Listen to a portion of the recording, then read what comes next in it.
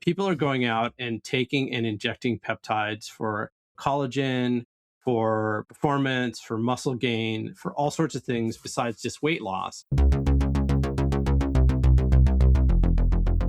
Hey, Karl, how's it going? Happy New Year, Erum. Welcome, everyone, to the Grow Everything podcast, where we discuss the impact of biology as technology. How was your New Year, Erum? Oh, well, amazing. I mean, we are recording this ahead of time, so I'm sure it was amazing. I was, of course, traveling in Cape Town, South Africa. But here we are. We're back. New year, new you, new us, new podcast.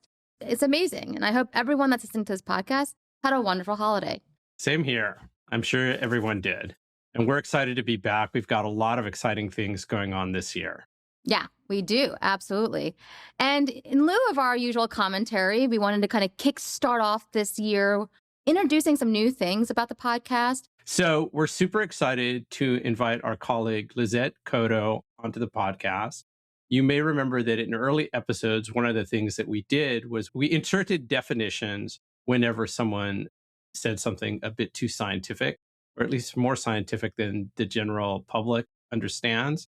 And so we're going to bring Lizette on to help us with those definitions. So Lizette, why don't you introduce yourself to our audience? Hi, everyone. I'm Lizette. I'm really excited to be working with Messaging Lab on this podcast, Grow Everything. And I'm excited for you guys to learn with Lizette. I have a background in biology and neuroscience. I finished my PhD at CUNY just over a year and a half ago. And yeah, I'm really excited to get on board with communicating science with everybody. Wait, and you haven't said the secret about Lizette. Oh, so I am also a rapper. And maybe in one of the definitions, you can catch me rapping a term to you. Nice.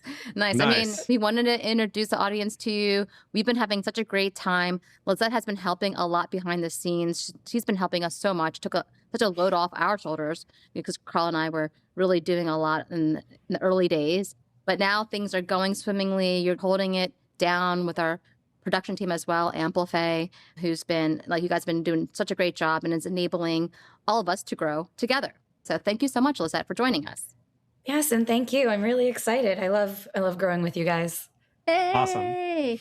Cool. All right. Well, stay tuned for Lizette. You're going to hear it throughout the episodes. She's going to chime in when we need a little bit more clarity on what we're talking about. Yeah, can't wait. Yay. All right. See you later. Bye, Lizette. All right. So for this episode, what we're going to do is we're going to talk about predictions. But before we do that, we're doing a series on consumer packaged goods, which touch all of our lives and are definitely being impacted by biotechnology. But before we get into that series, we thought we would do this first episode of the year where we're talking about predictions. We made our predictions episode at the beginning of 2025. It's episode 110. We're first going to talk about what we got right and what we got wrong. And then we're going to kick off some predictions for 2026. I'm excited. How about you, Erum? Yes, I am very excited. So without further ado, let's get into our episode that kickstarts 2026 on our predictions. All right, welcome to our predictions episode. And so we're going to kick it off by talking about the ones that we got right and the ones that we got wrong. And first, Karl, I would love for you to share a little bit about how you went about analyzing all of our episodes from 2025 to see what we were talking about. You had a very comprehensive strategy. It was amazing that you're leveraging all these tools. So why don't you share a little bit with us before we get into what we got wrong for 2025? So we approached this in two different ways. First, we took our predictions episode and dropped it into Notebook LM and kind of queried the episode to see what we got right or wrong. And so we're going to talk about that first. But then when we came up with our own predictions, we dropped all of the 2025 episodes into Notebook LM. So that's 50-ish episodes so that we could query that. And then we took two different tactics for interrogating that data. Both Erum and I came up with different prompts, and the predictions that we share will be slightly different.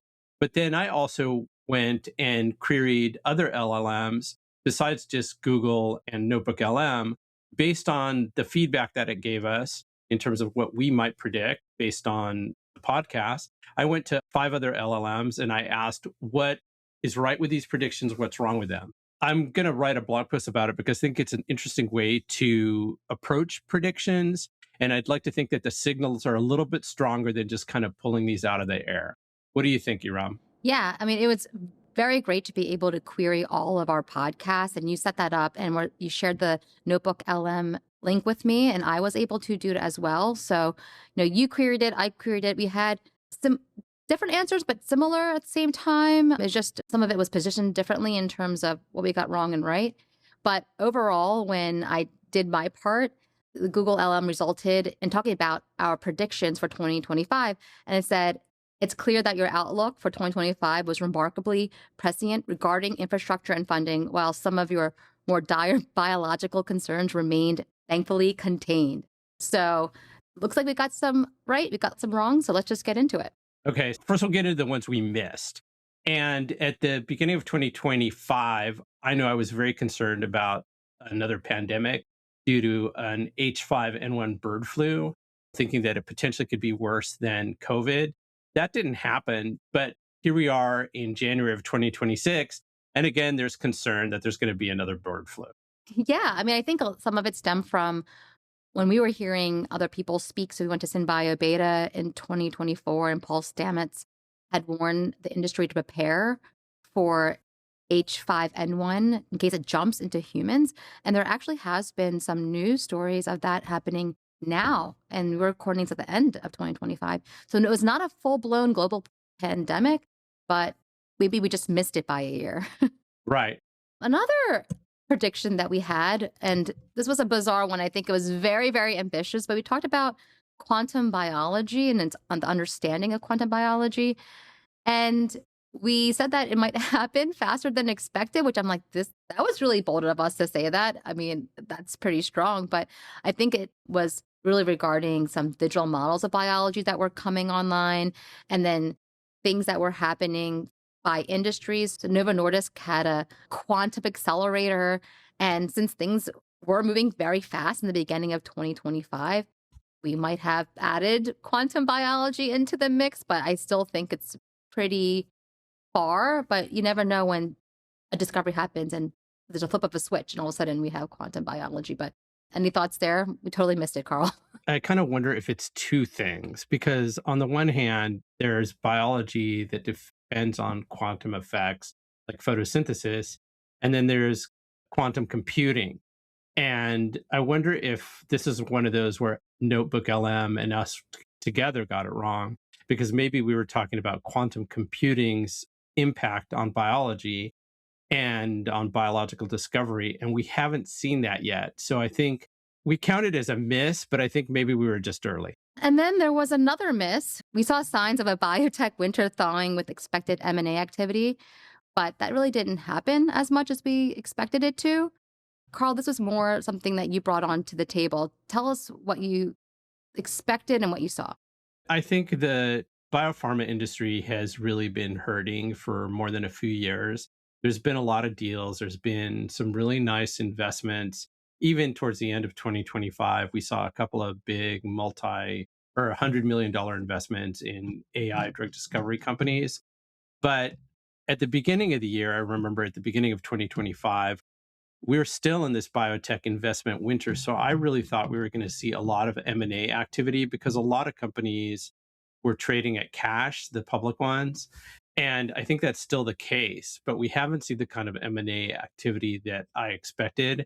And industrial biotech just kind of continues to move along. We haven't seen any big breakthroughs there, but we're going to talk about that a little bit more as we get into our predictions. So I think there has been a shift towards people investing in proven products over really speculative platforms. But that means a lot of these early companies are hurting for money, or they're still in the so-called valley of death. Yep. Well, let's see what happens. So yeah, we got some wrong, but let's talk about some of the things that we got right. Yeah. So one of the first ones that we got right, which I'd love to hear your comments on, is this idea of decentralized science. I think we had 3 or 4 podcast episodes that specifically were with people who were working in the DeSci space. I'm thinking of Benji, and I'm thinking of the guys from HairDAO. And, what was our prediction and how did we get it right? Yeah, we said that DeSci was going to play more of a central role in science, and not that it's central, but it is up and coming. And so we actually did a DeSci 101 episode where we had highlights of all the people that work in the space that came on the podcast. And we had 5 people, Carl. Oh, 5. I thought it was only 3, but wow, amazing. Yeah, we had a lot of great people that work at the space.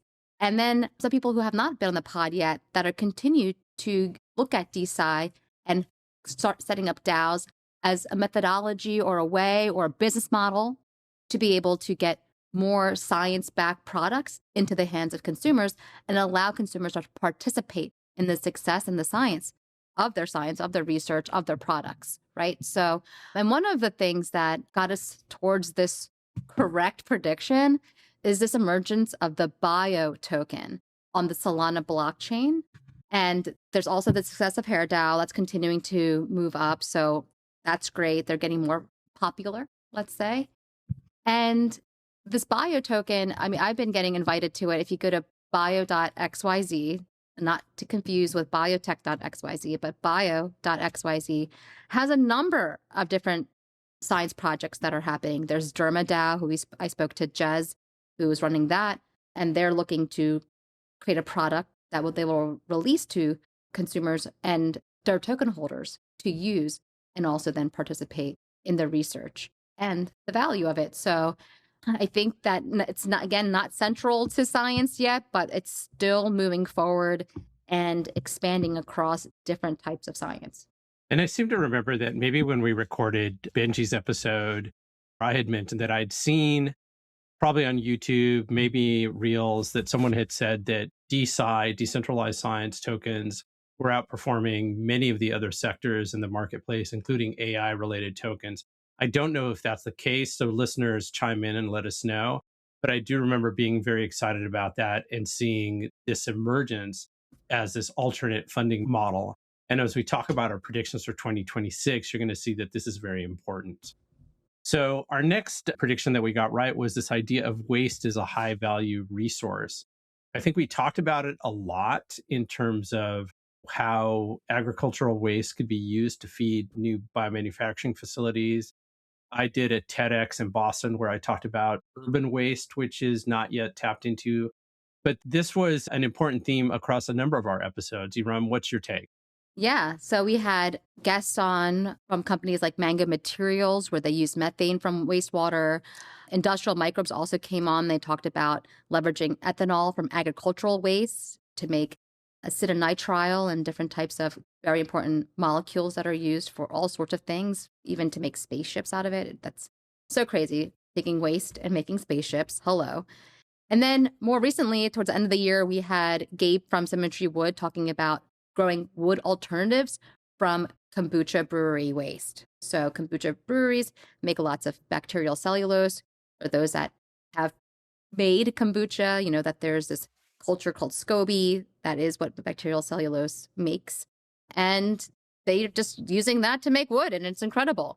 And going through different events and meeting so many different people and going to conferences and learning about these innovators, there's a lot of other startups that are looking to leverage waste to make all sorts of things. So I think this is going to continue to be a trend, I would say right now. Is it a huge scaled up industry?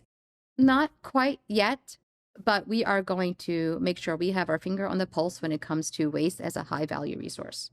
And I think it's super important because it talks to circularity, which isn't really talked about as much, except for in some of our circles. And I think waste as a resource is going to be a very, very important sector, if we even want to call it that. I've made the prediction that landfill remediation is going to be a $1 trillion industry in the 2030s. And looking at waste as a resource, even just starting with agricultural waste, is really the beginning of that. So one of our other predictions that I think we kind of hit was this idea of onshoring and government funding. We predicted that the US government, would prioritize onshore manufacturing through the Department of Defense and programs like Biomade and ARPA-H. We made these predictions at the beginning of the year, and we really missed that the new administration was going to cut about $5 billion from the National Institutes of Health, more than $1 billion in grants from the National Science Foundation. There was a war against universities. And the New York Times actually called 2025 a crushing year for science. It made science research, basic research, something that is very challenging to get funding for. So we hope that that's something that gets better. Any ideas on that, Erum? Yeah, I mean, I think that there was a crushing of the way science has traditionally been funded. At the same time, the Department of Defense, the military, the whole nationalistic idea of let's bring everything onshore. So to be able to, we talked about this with a lot of our clients and people in the space, to spin it differently, right? So instead of saying, we're doing research for like the sake of humanity and coming up with new ideas, we're doing research for the sake of bettering America.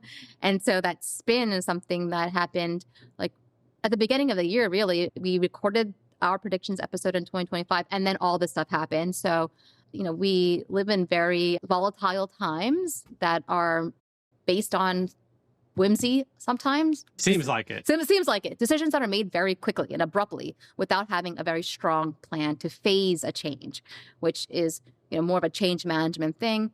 Anyway, so Department of Defense has a lot of, let's call them call for ideas or request for proposals.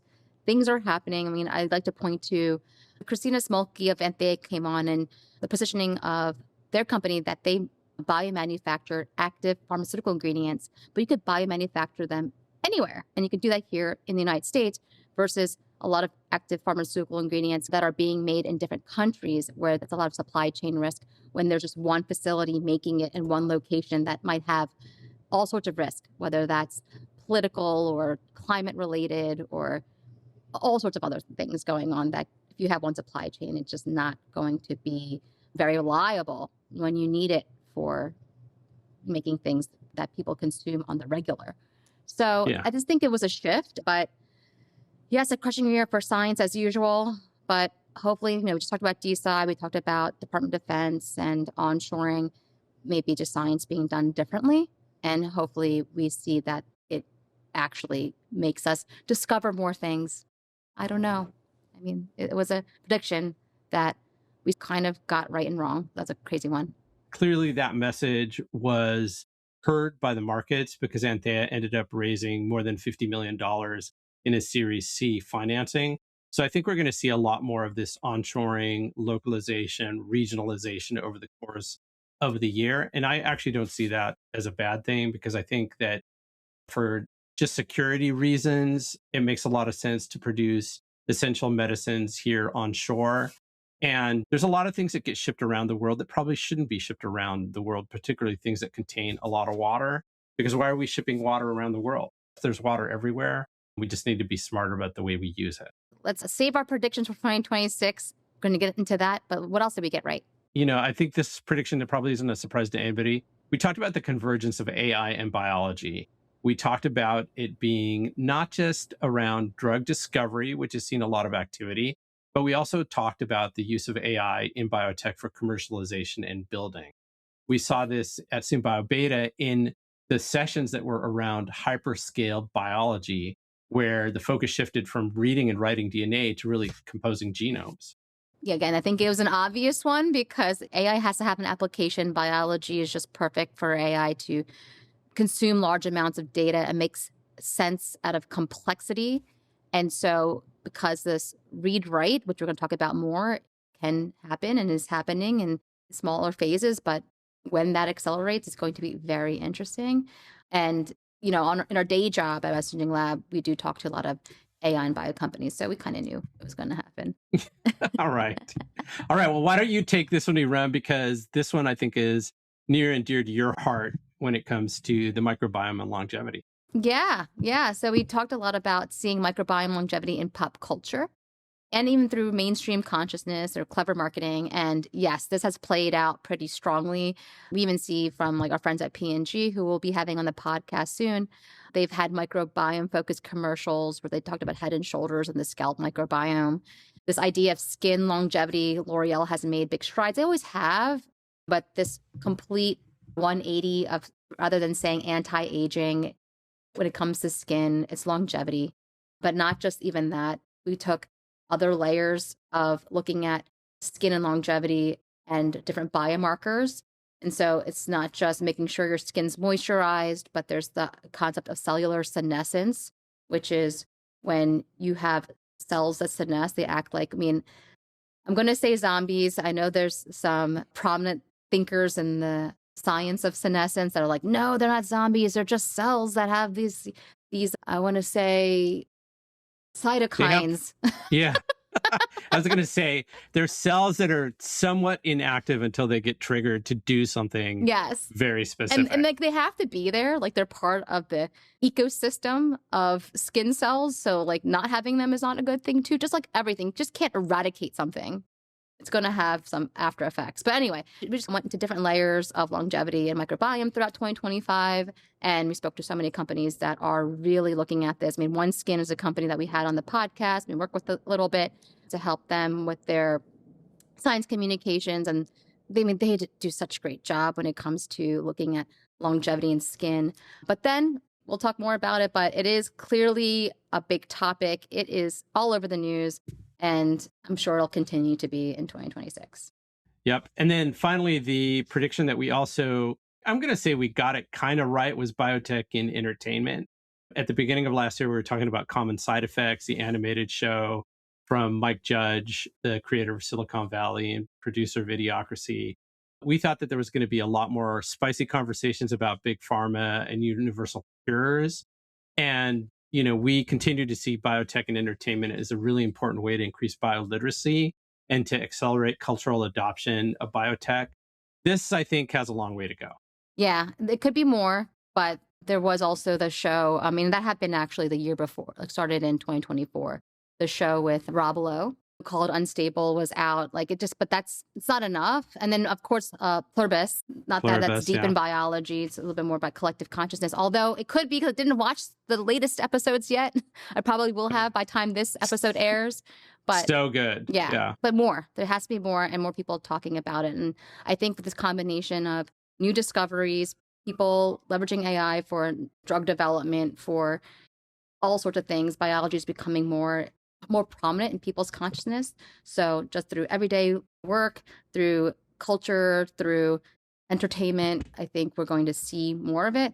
I hope, but we can talk more about that as we talk about 2026 predictions. Yeah, I think we definitely need a lot more of that so that we can demystify biotech and get more people interested in it. And hopefully that's something we'll see in 2026. But yeah, let's jump to our predictions for the year. Yes. So we did a little bit of our own predictions based on what we've been seeing and all the conversations we had. And then also we ran a little experiment on the notebook LM that you set up.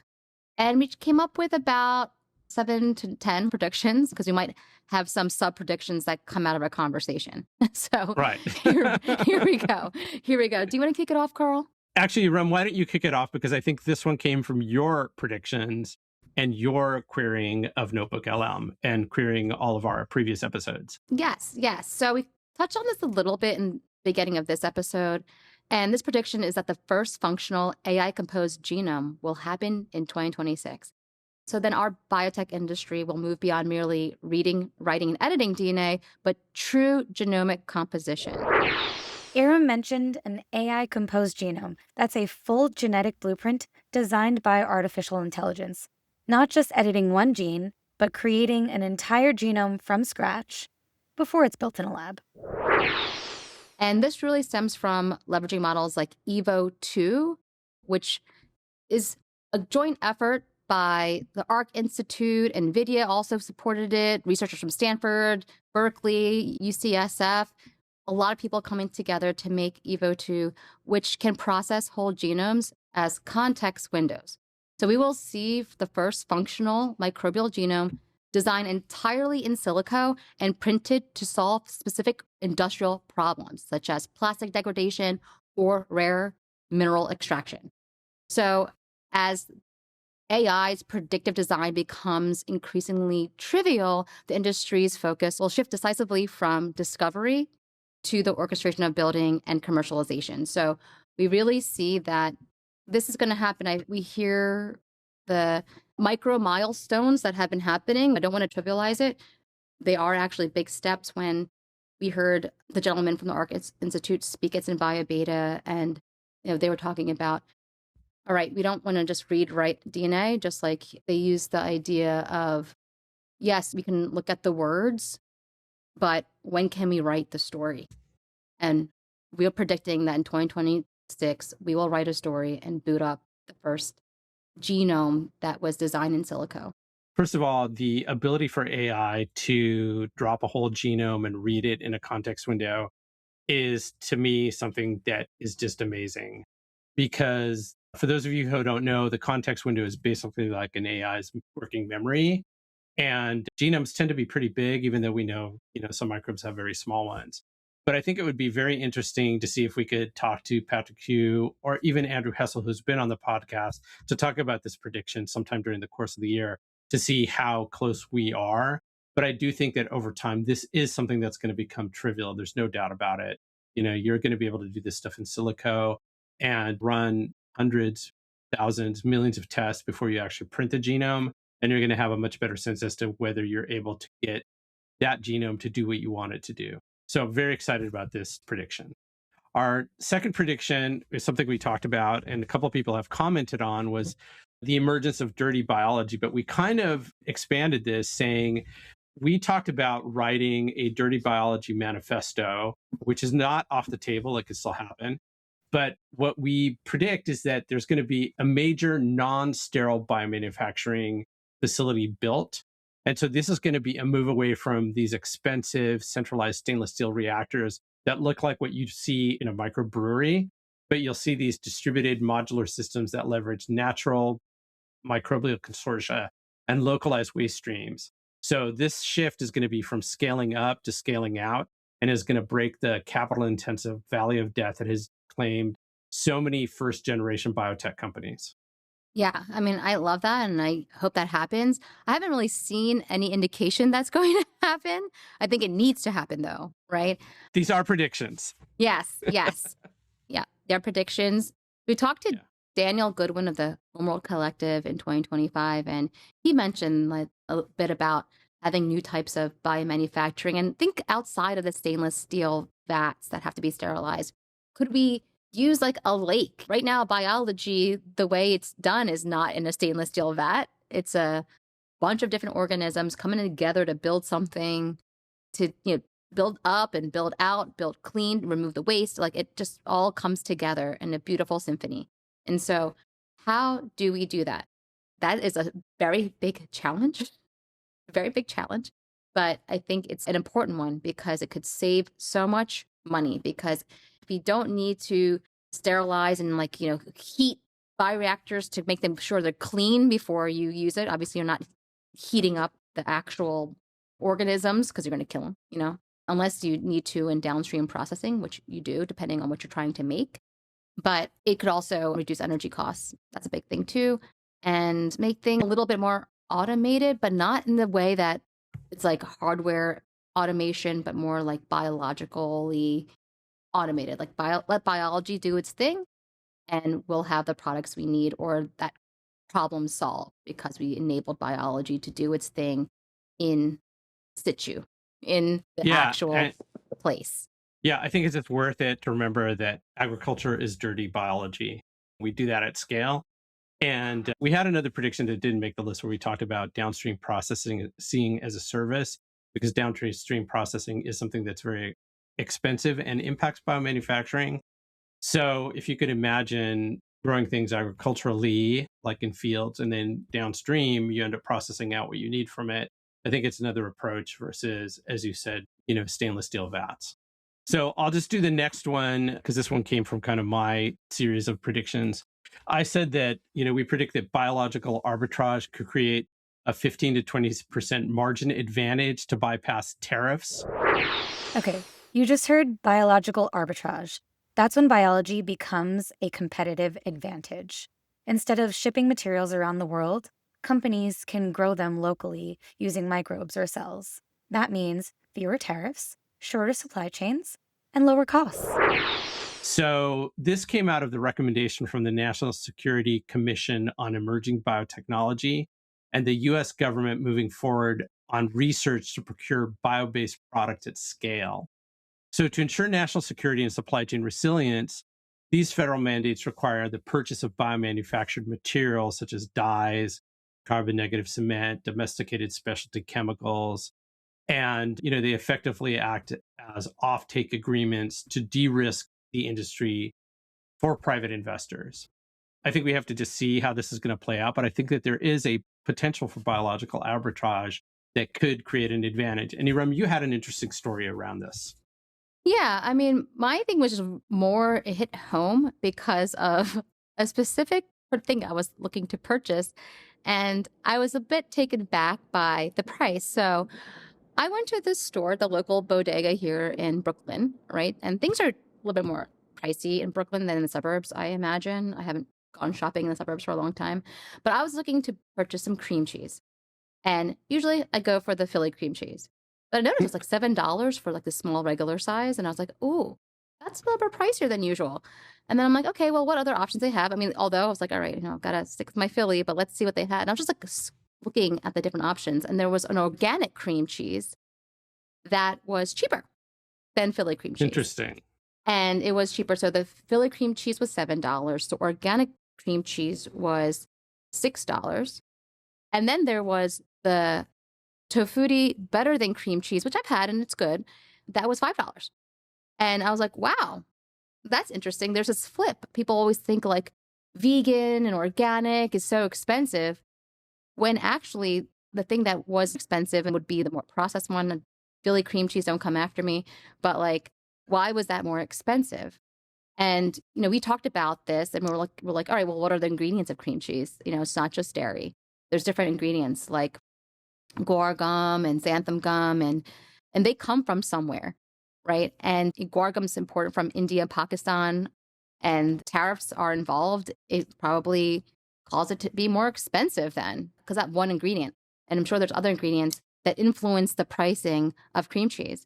So I thought, I was like, okay, this might force products that are the mainstream, common on the shelf processed foods to actually become more expensive, to make those that are made locally through biomanufacturing, that are made through less processed, organic or not, or using soybeans or other ingredients to make them cheaper would be very fascinating. Because then it's like, okay, the healthier local products are actually cheaper than the processed, I don't know, I would say Frankenstein products, only saying that because they have ingredients coming from all over the world to make them, not because they're monsters. I still love Philadelphia cream cheese.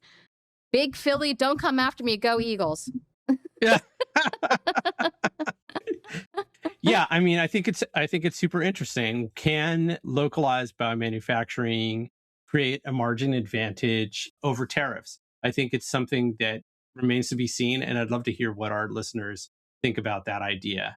I love this next prediction, Erum. I'm going to let you handle this one because this one came from your queries. This next one came because we talked with a lot of different companies that are looking at consumer health. We had Biome on. So Biome sends kits to your house and it's at-home RNA testing. We talked about other types of wearable data. And so this intersection of wearable data, at-home testing, AI, will reach a tipping point when consumer-held health records become more clinically significant than traditional medical records. I think more people are taking their health into their hands and they are leveraging AI or spreadsheets. I know you and I still use spreadsheets to track our own health. Also, I will say for those health systems that are embracing technology, we've been seeing that there's been more integration and APIs between different EHR systems. So APIs being a mechanism in different software, so different software can speak to each other. Just in case, for those that don't know, I'm trying to do better with definitions. Lizette can't do all the definitions. So we're trying to help her out here. And then we talked about EHR, so electronic health records. So being able to have them speak to each other is very important so you can get all your data together. But I think another thing here is that there's not just people tracking their health data for themselves, but they are sharing it with others. So this idea of real-time live streams of their biological state And we talk to people that are tracking their health through apps, and there's all these competitions. There's competitions on sleep. There's competitions on like exercise. Obviously, there's things like Peloton where you're all participating and exercising and you're just being able to share information. So there's a lot of micro signals that are telling us consumers are taking advantage of their health. They're sharing it so we can all know collectively what we need to do to have better diets, better interventions, and halt aging before it manifests as a disease. So I'm going to just go on to the next prediction because I think these two predictions are very similar and work together. Our next prediction is that consumer biotech gains on industrial biotech, or we said the bathroom shelf wins. And one of the things that I did when I queried Notebook LM was I added the economists the year ahead. And then after we had done the predictions, LinkedIn did their year ahead predictions. And one of them was this idea that GLP-1s, these blockbuster, basically almost $1 trillion drugs that are weight loss drugs that are, becoming ubiquitous, have been such a phenomenon that consumers will adopt molecular interventions at scale. Now, we heard Elliot Roth at Biofabricate talk about this on the podcast. Elliot has been doing this kind of biopunk series, and he talked about people who are taking peptides. I've done like a modest dive on what people are using peptides for, but people are going out and taking and injecting peptides for collagen, for performance, for muscle gain, for all sorts of things besides just weight loss. And this is something that Elliot mentioned, that there's great clinics all over Southeast Asia where you can go and get these peptides injected. And so a lot of people are using them. And so this idea of consumer bio kind of expands on what we normally talk about when it comes to industrial biotech on the consumer side, on the CPG side. But this is much more in line with what you're just talking about, Erum, where people are taking their health into their own hands, sharing the data, but then also adding peptides to their health regimens to look better, to feel stronger, to feel younger. Yeah. And this also speaks to what we talked about in 2025 is this blurring between pharma and consumer, right? And GLP-1s being that signal because GLP-1s came out for people with diabetes, but then the off-use case was for weight loss. And then what happened? The market responded and created a GLP-1 for weight loss. So is that going to happen again with different types of drugs or medicines to then become more of an over-the-counter experience, even though you still need to have a doctor prescribe GLP-1s if you want to use it for weight loss. But that's happening a bit more easy. It's more accessible, I would say, to do that. We know that there's some people that are selling biotech products and they have what they call the doctor behind the screen that's just clicking on all the prescriptions for things that are generally regarded as safe. They'll take a quick look at people's assessments and say, okay, yeah, I'll take the risk and prescribe this to somebody. But the consumer experience is really just like ordering online. So what's the next GLP-1? You're talking about those peptides for increased muscle mass. And then we talked to so many people about different longevity therapies or drugs like rapamycin, like metformin. And so as that gains popularity, what is that going to look like in the markets? Is it still going to be something that's niche, or is it going to come on the forefront like GLP-1s has? Yeah, and I will just say one more thing, since GLP-1 is a peptide. I think that peptides are ultimately almost like an infinite market. You can go into a Sephora and see so many products that say they contain peptides.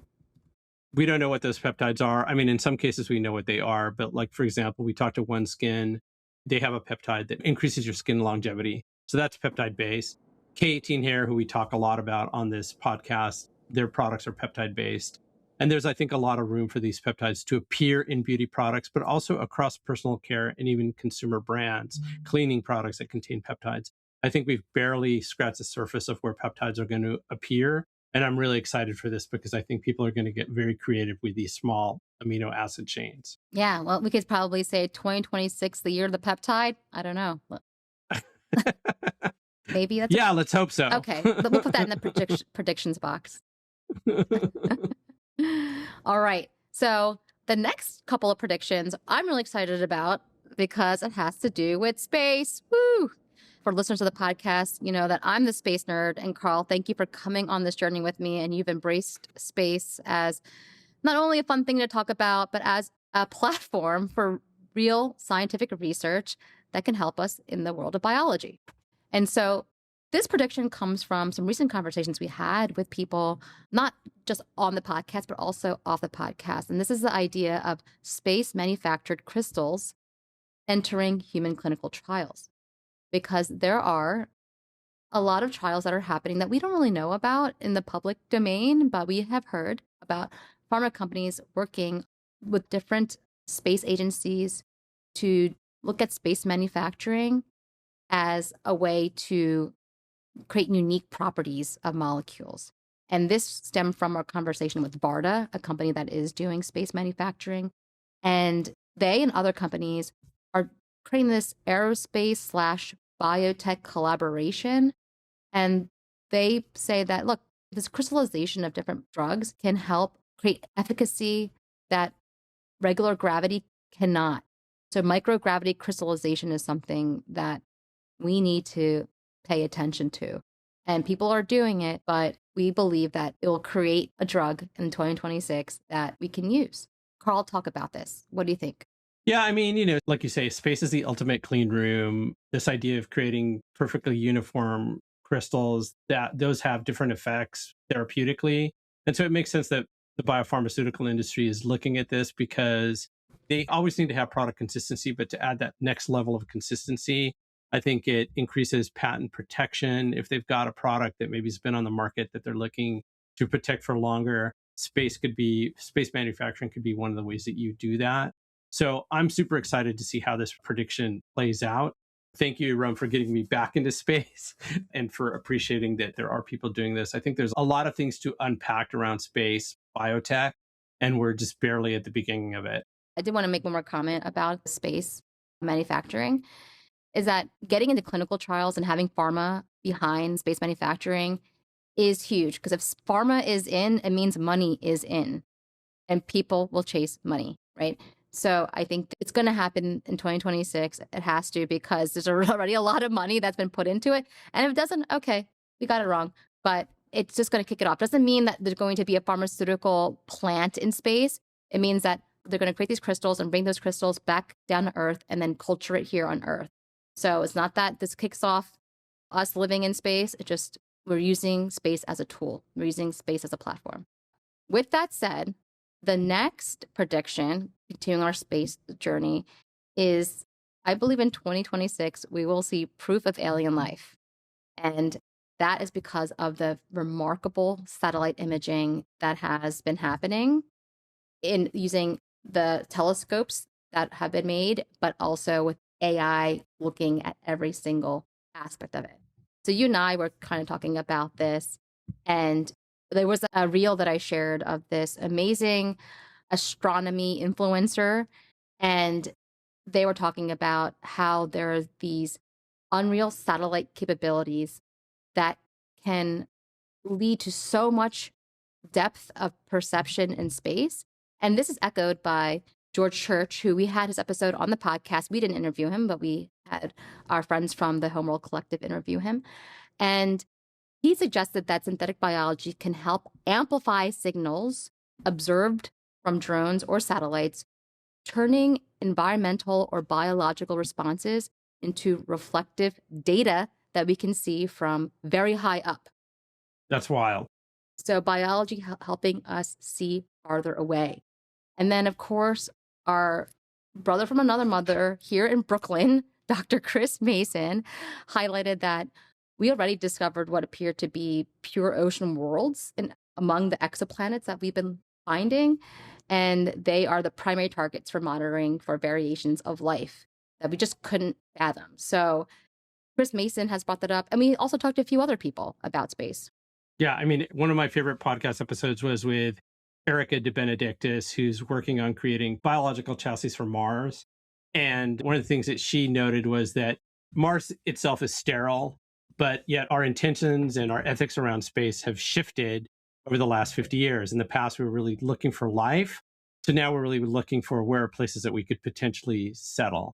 And we've talked a lot about 3I Atlas, the comet that was flying very close to Earth in December. And it exhibited these weird non-gravitational acceleration. It had this weird green glow. And so there was a lot of debate about how do we identify interstellar objects that don't fit the traditional mold of asteroids or comets. And so I think all of these things, point to a deeper understanding or a deeper potential proof of alien life. I actually think it won't be until 2027. Okay. All right. We'll be off by a year, but it's going to happen, whether it's 365 days to 366. Tomatoes. But I just feel like there is a lot of signal, and there's this like in the collective consciousness, we've been talking about it. It's all over. If we're talking about what's on the mainstream, maybe not biology, but alien life, we're always talking about alien life. For sure. Everyone. Yeah. So it's just, I think we're just being primed for it. There's like a Disney movie that came out called Elio about alien life. It was a beautiful, cute Disney movie. There's a lot. So I think we're on the cusp of something big. Yeah, I agree with that. And then like our final crazy prediction, because these predictions are a bit nuts, but it's because we're seeing all of these signals, whether they are directly from aliens or not, is this idea of clearer communication with animals. And why we're predicting this is that there has been even more immediate validation that we're going to be speaking with animals. There's the Earth Species Project, which is currently using AI to decode non-human communications. And they primarily focus on whales. So the research there has revealed that individual whales have names. So they're like unique acoustic identifiers. And these whales adhere to social taboos, such as reacting aggressively if a human plays their name back to them. A behavior that those researchers believe is what whales see as identity theft. So if you're a human saying the whale's name, they're like, wait, we say our names. Why are you saying my name? Like, that's crazy. So it would be like if I said Karl to you, but when you say Karl, I'm saying I'm Karl, and they're like, no, I'm Karl.